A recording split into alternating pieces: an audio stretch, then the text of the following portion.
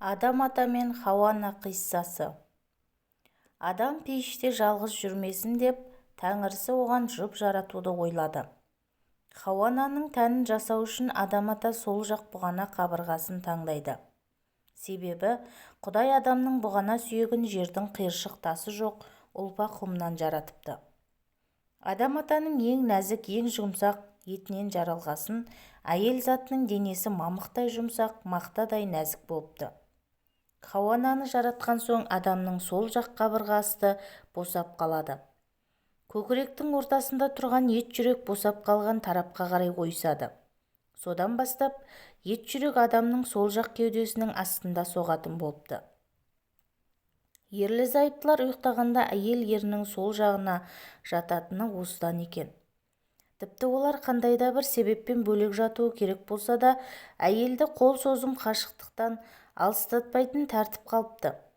Ерлі-зайыптының татулығы бұзылып, бөлек жата бастаса, үйдің берекесі қашып, махаббаттары тез сөнеді екен. Хауа ананы Адам ата ұйықтап жатқанда жаратқан екен.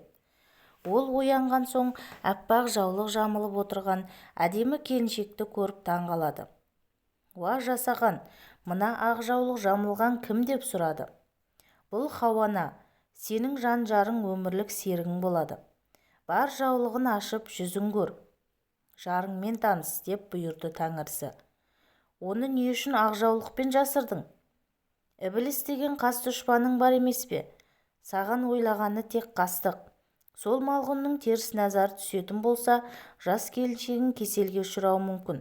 Сол себепті жұбыңның ай дидарын ақ жаулықпен жасырдым. Осы амалым сенің де кейінгі ұрпағыңа салт болып жалғассын» деді Құдай. Адам ата адал жарына жақын барып, ақ желекті ашып, оның дидарына көз салды. Сол кезде екі беті иба мен ұяттан нарттай боп қызарып тұрған Хауа ана оң қолын оң тізесіне қойып, еріне иіліп сәлем берді. Адам ата Хауа ананың дидарын бір көргеннен-ақ ғашық боп қалады. Хауа айрықша сұлу еді.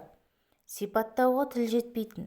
Себебі Құдай өзінің бір тамшы нұрынан сұлулықты жаратып, оны 100-ге бөлді. Оның 99 бөлігін Хауаға тартты. Қалған бір тамшыны тағы да 100-ге бөлді. Оның 99 тамшысын алды да Жүсіп пайғамбардың рухына сыйлады. Одан артылған бір тамшыны тағы да 100-ге ыдыратты. Оның 99 тамшысын Хадиша, Айша, бибі Батима, бибі Мариям аналарға теңдей етіп бөліп берді. 4 анамыздан артылған бір тамшы нұрды алды да сансыз зәрге бөлді. Сосын оларды әуелден ақырға дейін келіп кететін күл әйел затына шашып жіберді. Осылайша көркем бейне мен сұлу дидар Хауа ананың себебінен барлық әйел затына нәсіп болды. Қыз келіншектердің ер адамға қарағанда ажарлы болатыны осыдан екен. Адам ата қолын созып қалыңдығын өзіне шақырды. Хауа иба сақтап кері шегінеді.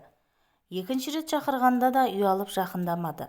Үшінші рет ишара қылғанда Хауа ана «Көңілің болса өзің кел, менің барғаным ұят болады» деді.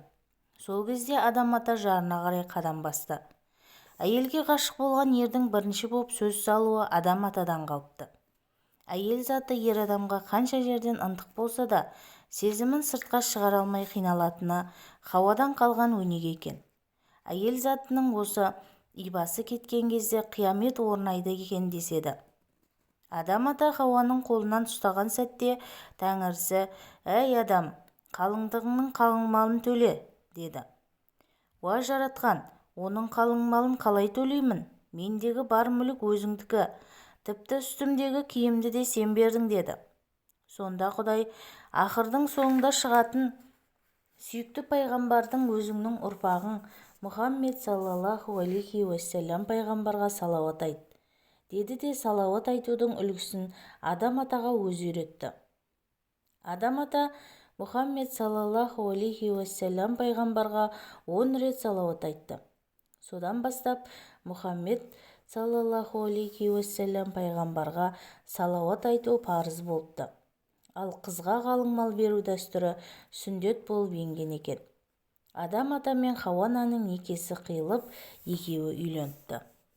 жалғасы келесі шығарылымда.